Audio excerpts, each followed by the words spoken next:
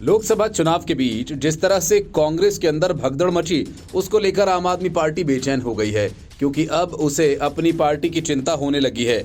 एक साथ अरविंदर सिंह लवली, राजकुमार चौहान, नसीब सिंह, नीरज बिसोया और अमित मलिक के बीजेपी में शामिल होने के बाद आम आदमी पार्टी बेहद सतर्क हो गई है और उसे अपने नेताओं और कार्यकर्ताओं को एकजुट होने का संदेश नहीं बल्कि उन पर नजर भी रखना है। आम आदमी पार्टी का मानना है कि कांग्रेस में इस्तीफों का दौर कुछ दिन और चलेगा। हालांकि कांग्रेस में हो रहे इस्तीफों को आम आदमी पार्टी उसका अंदरूनी मामला मान रही है, लेकिन अंदर ही अंदर काफी सहमी हुई भी है।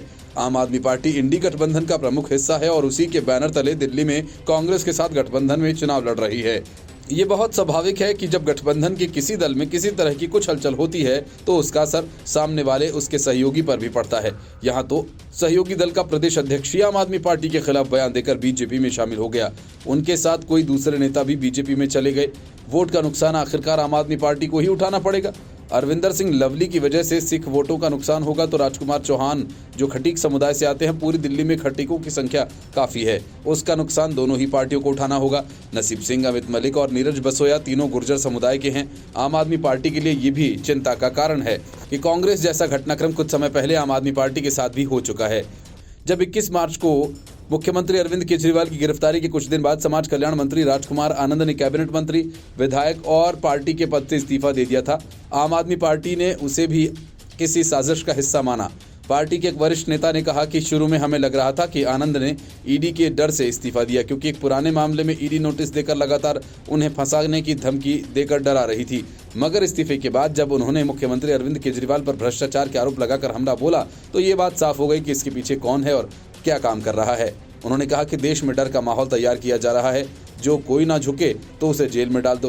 वे कहते हैं कि अब कोई आकर आम आदमी पार्टी में खुराफात कर सकेगा। ये आसान नहीं, मगर हम सतर्क हैं, क्योंकि कुछ लोग जब जीत नहीं पाते तो जोड़ तोड़ में लगी जाते हैं। ताजे घटनाक्रम को अलग कर दिया जाए तो आम आदमी पार्टी भाजपा पर सीधे तौर पर विधायकों को तोड़ने का प्रयास कर चुकी है। पार्टी के नेताओं ने यहां तक बयान दिया कि भाजपा ने उनके विधायकों को खरीदने के लिए 25-25 करोड़ का ऑफर दिया। ये मामला इतना तूल पकड़ चुका है कि बीजेपी ने अरविंद केजरीवाल और आतिशी के खिलाफ मानहानि का मुकदमा दर्ज कराया। इस मामले में गवाही दर्ज की जा चुकी है। अब अदालत को तय करना है कि उसे अरविंद केजरीवाल और आतिशी मारलेना को समन भेजना है या नहीं। Bureau report, news of India. Arvind Kejriwal और आतिशी मरलेना की मुश्किलें बढ़ने वाली हैं। केजरीवाल और मरलेना के खिलाफ दायर की गई मानहानि मामले में बीजेपी नेता प्रवीण शंकर कपूर ने अपना स्टेटमेंट कोर्ट के सामने दर्ज करा दिया है। मामले में अगली सुनवाई 16 मई को राउज एवेन्यू कोर्ट में होगी। इस दिन कोर्ट अरविंद केजरीवाल और आतिशी मरलेना को नोटिस जारी कर उनसे जवाब तलब कर सकती है और अगर ऐसा हुआ तो दोनों नेताओं के लिए बड़ी मुसीबत खड़ी हो जाएगी। हालांकि अब तक इस तरह के मामलों में फंसने के बाद अरविंद केजरीवाल झट से माफीनामा लिख कर देते रहे हैं, लेकिन आम आदमी पार्टी और बीजेपी के बीच जिस तरह का तनाव है, ऐसे में बीजेपी आसानी से माफ कर देगी, ऐसा लगता नहीं। दिल्ली बीजेपी के मीडिया प्रमुख प्रवीण शंकर कपूर ने कोर्ट में केजरीवाल और शिक्षा मंत्री आतिशी के खिलाफ आपराधिक मानहानि मामले की शिकायत दर्ज कराई थी। शिकायत में प्रवीण शंकर ने आरोप लगाया था कि आम आदमी पार्टी के दोनों नेताओं ने बीजेपी पर झूठे आरोप लगाए और आम आदमी पार्टी विधायकों को खरीदने की कोशिश कर रहे हैं। अपने इन आरोपों के समर्थन में उन्होंने कोई सबूत तक पेश नहीं किया, मतलब उनके पास आरोप फर्जी थे। प्रवीण ने कहा कि ऐसे झूठे आरोप बीजेपी और उसके कार्यकर्ताओं की प्रतिष्ठा को कम करने के इरादे से लगाया गया था। प्रवीण शंकर ने आम आदमी पार्टी द्वारा लगाए गए इन आरोपों को झूठे, मनगढ़ंत और हेर-फेर करने का बयान बताया। ये शिकायत 27 जनवरी को दिल्ली के मुख्यमंत्री अरविंद केजरीवाल के ट्वीट और 2 अप्रैल को आतिशी द्वारा की गई एक प्रेस कॉन्फ्रेंस के आधार पर की गई थी।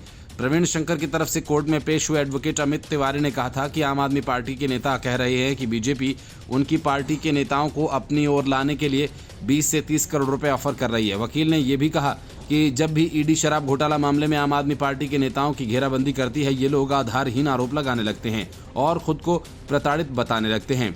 उन्होंने कहा कि जैसे कि आतिशी का नाम आबकारी नीति वाले मामले में आया, उन्होंने भी इस तरह के आरोप लगाना शुरू कर दिया। 27 जनवरी को अरविंद केजरीवाल ने एक ट्वीट कर कहा था कि बीजेपी ने उनके 7 विधायकों से संपर्क किया और वो उनकी सरकार को गिराने का प्रयास कर रहे हैं। फिलहाल अरविंद केजरीवाल एक्साइज पॉलिसी से जुड़े धन शोधन के मामले में न्यायिक हिरासत में हैं। आतिशी ने 2 अप्रैल को एक प्रेस कॉन्फ्रेंस की थी और उन्होंने कहा था कि उन्हें बीजेपी की तरफ से ऑफर मिला था। उन्होंने कहा था कि अगर वो ऐसा नहीं करती तो उन्हें भी ईडी द्वारा 1 महीने के अंदर गिरफ्तार कर लिया जाएगा। Bureau report, news of India. भ्रष्टाचार में पूरी तरह से डूबी आम आदमी पार्टी और टुकड़े टुकड़े गैंग के साथ सांठगांठ करना जितना कांग्रेस को भारी पड़ा उतना ही आम आदमी पार्टी को भी। इसी वजह से कांग्रेस के कई बड़े नेताओं के एक साथ बीजेपी में शामिल होने के बाद अब आम आदमी पार्टी के कई बड़े चेहरे एक साथ बीजेपी में शामिल हो गए। इस बड़ी सियासी घटना से न सिर्फ आम आदमी पार्टी को तगड़ा झटका लगा बल्कि उनका चुनावी कैंपेन भी पूरी तरह से पटरी से उतर गया। आम आदमी पार्टी के 5 बड़े नेता एक साथ बीजेपी में शामिल हो गए, जिन्हें मनोज तिवारी और वीरेंद्र सचदेवा की मौजूदगी में पार्टी की सदस्यता दी गई। मनोज तिवारी ने मीडिया से बातचीत में कहा कि इन नेताओं का दिल टूट गया था। अब तक आम आदमी पार्टी में बड़े चेहरे माने जा रहे दिनेश प्रताप सिंह, प्रवीण राणा, विनोद मुदगल, राजीव यादव, मुकेश सिन्हा जैसे दिग्गज नेताओं ने बीजेपी ज्वाइन की। दिनेश प्रताप सिंह आम आदमी पार्टी में हरियाणा के सह प्रभारी और गुजरात के मध्य प्रदेश के ऑब्जर्वर थे। वो दिल्ली की उत्तर पूर्वी लोकसभा सीट पर भी आम आदमी पार्टी के लिए जोर शोर से प्रचार कर रहे थे, लेकिन इस बीच वो अब बीजेपी के साथ चले गए। इस मौके पर मीडिया से बातचीत में मनोज तिवारी ने कहा कि दिनेश प्रताप सिंह, प्रवीण राणा, विनोद मुदगल, राजीव यादव और मुकेश सिन्हा ने बीजेपी ज्वाइन कर ली है। इसकी वजह ये कि उन्हें आम आदमी पार्टी पर काफी भरोसा था, लेकिन पार्टी ने टुकड़े टुकड़े गैंग के साथ गठबंधन कर लिया और फिर उनका दिल टूट गया था। ये दिल्ली में आम आदमी पार्टी के सभी कार्यकर्ताओं की कहानी है। ये तब हुआ जब टुकड़े टुकड़े सोच वाले कन्हैया कुमार को उम्मीदवार बनाया गया। मनोज तिवारी ने आगे कहा कि ये पल बेहद खास है क्योंकि बीजेपी के परिवार में एक नए सदस्य आए हैं। मनोज तिवारी ने कहा कि प्रवीण राणा गाजीपुर और बुराड़ी क्षेत्र से आम आदमी पार्टी के लिए बहुत लंबे समय से कार्य कर रहे हैं और बीजेपी के साथ आने वाले ये सभी लोग बहुत बड़े नाम हैं। वीरेंद्र सचदेवा ने कहा कि दिनेश प्रताप सिंह ने बीजेपी ज्वाइन कर ली है। वो आम आदमी पार्टी के नेशनल काउंसिल के सदस्य रहे हैं। इतने बड़े नेता ने पार्टी इसलिए छोड़ दी क्योंकि आम आदमी पार्टी की कथनी और करनी में अंतर है। उन्होंने खुद कहा कि वो देश के दुश्मनों के साथ खड़े नहीं रहना चाहते। आम आदमी पार्टी से बीजेपी में आने वाले मुकेश सिन्हा के परिवार के सदस्य लगातार कांग्रेस और आम आदमी पार्टी से दिल्ली में चुनाव लड़ते आए हैं। आम आदमी पार्टी के दिग्गज नेता प्रवीण राणा का नाम भी बीजेपी ज्वाइन करने वालों की लिस्ट में शुमार है। अरविंद केजरीवाल की जमानत के लिए अभिषेक मनु सिंघवी ने जितने पसीने बहाए के कविता की वजह से सब कुछ बेकार हो गया। ऐन मौके पर के कविता के निजी सचिव ने ईडी के सामने ऐसा खुलासा कर दिया जिसके आधार पर ईडी ने केजरीवाल के सबसे खास आदमी को धर दबोचा। ये वही शख्स था जिसने दिनेश अरोड़ा के ऑफिस से नोटों से भरा सूटकेस गोवा पहुंचाया था। ईडी के द्वारा गिरफ्तार किया गया वकील विनोद चौहान 4 दिन के लिए ईडी के रिमांड पर है। सूत्रों का कहना है कि पहली पूछताछ में ही विनोद चौहान ने अपने सारे गुनाह कबूल कर लिए। इसके बाद अरविंद केजरीवाल की मुश्किलें और बढ़ जाएंगी। यही वजह है कि ईडी ने सुप्रीम कोर्ट में साफ तौर पर कहा कि केजरीवाल के खिलाफ अपने सबूत वो सिर्फ ट्रायल कोर्ट के सामने पेश करेगा। इसके पहले ईडी ने दिल्ली की राउज एवेन्यू कोर्ट में विनोद चौहान को पेश किया था। ईडी की तरफ से 4 दिनों की कस्टडी की मांग की गई थी। हालांकि मामले पर सुनवाई के बाद कोर्ट ने चौहान को 7 मई तक जांच एजेंसी की कस्टडी में भेज दिया है। ईडी ने आरोप लगाया था कि विनोद चौहान ने कथित तौर पर गोवा चुनावों के लिए आम आदमी पार्टी को रिश्वत पहुंचाई थी। जांच एजेंसी ने बताया कि 1 करोड़ 6 लाख रुपए जब्त किए गए थे। ईडी ने अदालत को बताया कि विनोद चौहान को पता था कि ये पैसा दिल्ली शराब घोटाला से अपराध की आय है। आरोपी ने गोवा चुनावों के लिए हवाला के माध्यम से ये पैसा पहुंचाया था। ईडी की दलीलों को सुनने के बाद अदालत ने विनोद चौहान को 7 मई तक हिरासत में भेज दिया है। इस केस में दिल्ली के मुख्यमंत्री अरविंद केजरीवाल, उनकी पार्टी के सहयोगी और पूर्व उप मुख्यमंत्री मनीष सिसोदिया, भारत राष्ट्र समिति के नेता और तेलंगाना के पूर्व मुख्यमंत्री के चंद्रशेखर राव की बेटी के कविता और कई शराब व्यवसायियों और अन्य को संघीय एजेंसी द्वारा गिरफ्तार किया गया है। ईडी ने कविता की गिरफ्तारी के संबंध में अदालत के समक्ष पेश किए गए एक आधिकारिक दस्तावेज में चौहान की कथित भूमिका का उल्लेख किया था।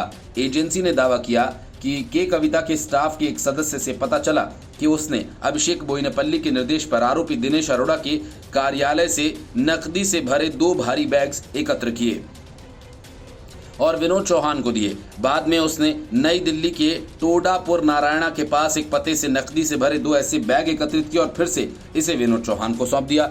ईडी की टीम ने एडवोकेट विनोद चौहान को गोवा से गिरफ्तार किया है। के कविता के निजी सचिव अशोक कौशिक के बयान के आधार पर एक एडवोकेट विनोद चौहान की गिरफ्तारी हुई है।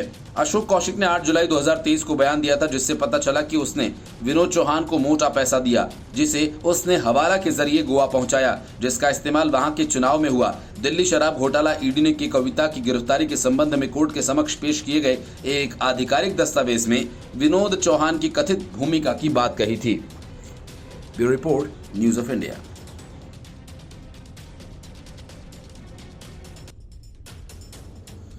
मनीष सिसोदिया किसी भी सूरत में शराब घोटाला मामले की सुनवाई नहीं होने देना चाहते, इसलिए ट्रायल शुरू करने में उनकी तरफ से बार बार अड़ंगा लगाया जा रहा है ताकि जमानत का आधार तैयार किया जा सके। अब उसी रास्ते पर अरविंद केजरीवाल चल रहे हैं। ईडी के एक के बाद एक समन की अनदेखी करने के मामले में राउज एवेन्यू कोर्ट में चल रही सुनवाई।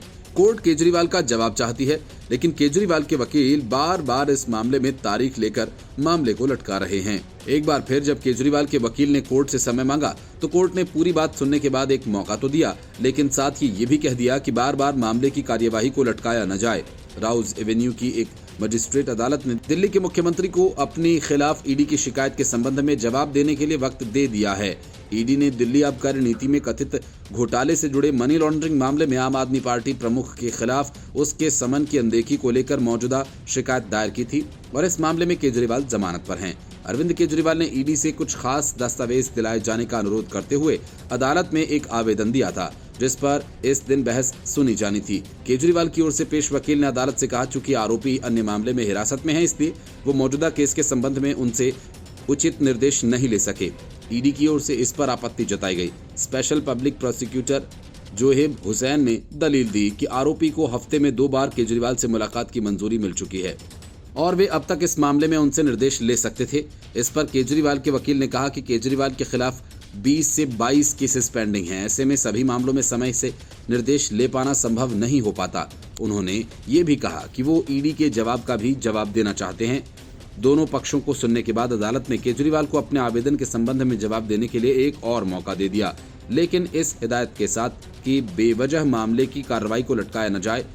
ACMM ने ईडी की 2 शिकायतों के संबंध में सीएम को समन जारी कर 16 मार्च को अदालत में पेश होने का आदेश दिया था। ईडी ने अपनी पहली शिकायत में 4 समन और दूसरी शिकायत में 2 समन किए। केजरीवाल द्वारा अनदेखी को आधार बनाया। हालांकि 21 मार्च को ईडी ने आप प्रमुख को गिरफ्तार कर लिया था। वर्तमान में वे न्यायिक हिरासत में हैं। Bureau report, news of India. Lok Sabha चुनाव के दौरान उद्धव ठाकरे के खास संजय राउत की मुश्किलें बढ़ने वाली हैं। वजह ये कि जिस पात्रा चौल घोटाला मामले में महीनों जेल की हवा खाकर जमानत पर निकले हैं, उस मामले की मुख्य गवाह स्वप्ना पाटकर ने राउत पर गंभीर आरोप लगाए। संजय राउत न सिर्फ स्वप्ना पाटकर को धमकी दिलवा रहे हैं, बल्कि उनकी जासूसी भी करवा रहे हैं ताकि कैसे भी स्वप्ना पाटकर राउत के खिलाफ कोई बयान न दे सकें। पात्रा चौल घोटाला मामले में मुख्य गवाह स्वप्ना पाटकर ने संजय राउत पर धमकाने का आरोप लगाया। उन्होंने विधान परिषद के उपाध्यक्ष को लिखे पत्र में आरोप लगाया कि उनके परिवार को परेशान किया जा रहा है और पहले राउत ने उनके पीछे जासूस लगाए और अब उन्हें परेशान किया जा रहा है। 1034 करोड़ के इस घोटाले की जांच ईडी कर रही है। स्वप्ना पाटकर मुंबई की पात्रा चौल मनी लॉन्ड्रिंग मामले की मुख्य गवाह हैं। उनका आरोप है कि संजय राउत ने उन्हें और उनके परिवार को धमकी दी है। उन्होंने मामले में विधान परिषद की उपाध्यक्ष नीलम ताई गोरहे से खुद की सुरक्षा करने की गुहार लगाई। उन्होंने कहा कि वो पहले भी इस तरह के हजारों पत्र लिख चुकी हैं। पत्र में पाटकर ने कहा कि संजय राउत मुझे और मेरे परिवार को परेशान कर रहे हैं। जहां भी जाती हूं पीछा किया जाता है। 3 मई को BKC में भी मेरा पीछा हुआ। मुझ पर हमला हो चुका है। एक मामला दर्ज किया गया था, लेकिन कुछ हुआ नहीं। दावा है कि शिवसेना UBT सांसद ने उन पर नजर रखने के लिए जासूसों को काम पर लगाया हुआ है। एक जासूस गिरफ्तार भी किया गया था, लेकिन राउत के खिलाफ कोई कार्रवाई नहीं की गई। मुझे धमकी दी और मेरे साथ दुर्व्यवहार किया, लेकिन कोई कार्रवाई नहीं हुई। पुलिस स्टेशन में उन्हें नहीं बुलाया। मुझे दुबई और पाकिस्तान से धमकी भरे कॉल्स आए। मेरे वाहन पर हमला हुआ। घर पर शराब की बोतलें फेंकी गईं।